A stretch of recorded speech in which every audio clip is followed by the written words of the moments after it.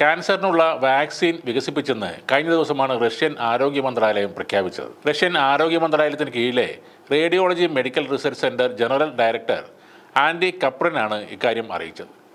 വാക്സിൻ്റെ പേര് ഉൾപ്പെടെയുള്ള കൂടുതൽ വിവരങ്ങൾ അവർ പുറത്തുവിട്ടിട്ടില്ല. ക്യാൻസറിനെതിരെ mRNA വാക്സിൻ വികസിപ്പിച്ചുവെന്നും 2025 ആദ്യം തന്നെ രോഗികൾക്ക് സൗജന്യമായി വിതരണം ചെയ്യുമെന്നുമാണ് റഷ്യൻ ആരോഗ്യ മന്ത്രാലയം പറയുന്നത്. പൊതുജനങ്ങൾക്ക് നേരിട്ട് നൽകാതെ ക്യാൻസർ രോഗികളുടെ ചികിത്സക്കായിരിക്കും വാക്സിൻ ഉപയോഗിക്കുക എന്നാണ് റിപ്പോർട്ട്. ക്യാൻസർ വാക്സിനുകൾ ഉടൻ വികസിപ്പിക്കുമെന്നും റഷ്യൻ പ്രസിഡന്റ് വ്ളാഡിമിർ പുടിൻ ഈ വർഷം ആദ്യം തന്നെ പ്രഖ്യാപിച്ചിരുന്നു. പൂർണ്ണമായും വിശ്വസിക്കാൻ പറ്റിയ ഒരു വാർത്ത അല്ല റഷ്യ ഇപ്പോൾ പുറത്തുവിട്ടിരിക്കുന്നത്. ക്യാൻസറിന് വാക്സിൻ എന്ന് പറയുമ്പോൾ ഉയരുന്നൊരു ചോദ്യമാണ് ഏതുതരം ക്യാൻസർ എന്നത്.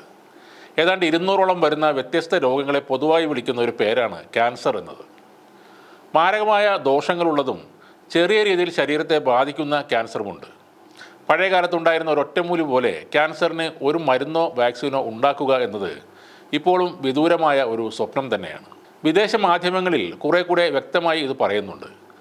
ഇപ്പോൾ വികസിപ്പിച്ചത് പേഴ്സണലൈസ്ഡ് mRNA വാക്സിൻ ആണെന്നാണ് അവർ പറയുന്നത്. നമ്മുടെ പ്രധാന മാധ്യമങ്ങളെ പൂർണ്ണമായും വിശ്വസിക്കരുത്. വാർത്തകൾ സൃഷ്ടിക്കാനും ആഘോഷിക്കാനുമുള്ള തിരക്കിൽ വിശദാംശങ്ങൾ അവർ പലപ്പോഴും മറന്നു പോകാറുണ്ട്. അവരുടെ അല്ലെങ്കിൽ ചിലരുടെ താല്പര്യം അനുസരിച്ചാണ് ഇത്തരം റിപ്പോർട്ടുകൾ പുറത്തു വരുന്നത്. mRNA അഥവാ മെസഞ്ചർ RNA തന്മാത്രകളെ ഉപയോഗപ്പെടുത്തുന്നവയാണ് ഈ പറഞ്ഞ വാക്സിനുകൾ.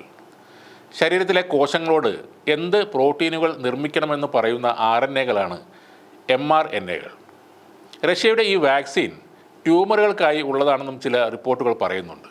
ഗർഭാശയകള ക്യാൻസറിനും ഹെപ്പറ്റൈറ്റിസ് B മൂലം ഉണ്ടാകുന്ന ക്യാൻസറിനും ഇപ്പോൾ പ്രതിരോധ മരുന്നുകളുണ്ട്. അനിയന്ത്രിതമായ കോശവളർച്ച ഇല്ലാതെയാക്കാനായി ഒരു പൊതു വാക്സിൻ അല്ലെങ്കിൽ പൊതുവായ മെഡിസിൻ, അതാണ് ക്യാൻസറിനെ പ്രതിരോധിക്കാനായി വേണ്ടത്. പലതരം ക്യാൻസറുകൾ ഉണ്ടെങ്കിലും എല്ലാത്തരം ക്യാൻസറുകളുടെയും അടിസ്ഥാനം അൺകൺട്രോൾഡ് സെൽ മൾട്ടിപ്ലിക്കേഷനാണ്, അതായത് അമിതമായ കോശവളർച്ച. അതിനെ കൺട്രോൾ ചെയ്യാൻ ഒരു പൊതുവായ വാക്സിൻ മതിയാകുമോ എന്നതാണ് റഷ്യൻ വാക്സിൻ ഉയർത്തുന്ന പ്രധാന സംശയം. ചിലതരം ക്യാൻസറിന് കാരണമാകുന്ന നിർദ്ദിഷ്ട വൈറസുകളെയും ബാക്ടീരിയകളെയും ലക്ഷ്യം വെച്ചുകൊണ്ട് ക്യാൻസർ തടയുന്നതിൽ വാക്സിനേഷൻ നിർണായക പങ്ക് വഹിക്കുന്നു എന്നത് സത്യമാണ്.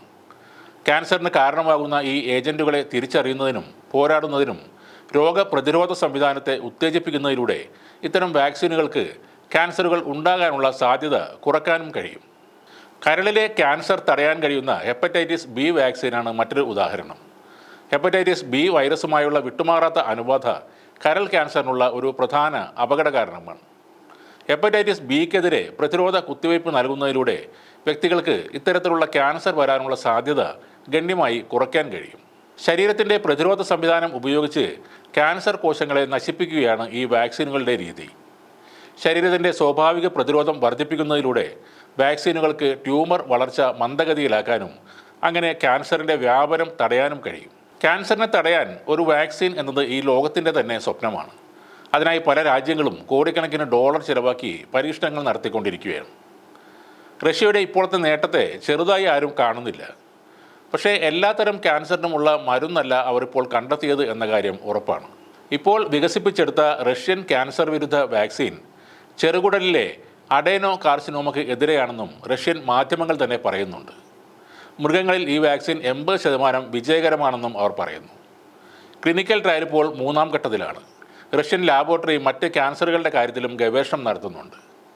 റഷ്യയിലെ പ്രവുതയെ പോലെ വളരെ ജനപ്രിയമായ ഇസ്വേഷിയ എന്ന പത്രത്തിലാണ് ഈ വാർത്ത വന്നിരിക്കുന്നത്.